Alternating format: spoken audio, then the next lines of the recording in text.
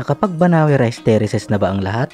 Well, baka ito na ang iyong sign para pumunta ng Banawe. Speaking of Banawe Rice Terraces, alam nyo ba na ito ay tinaguri ang 8th Wonder of the World? Hindi man naging parte ng UNESCO World Heritage Site List, pero idineklara bilang Philippine National Cultural Treasure.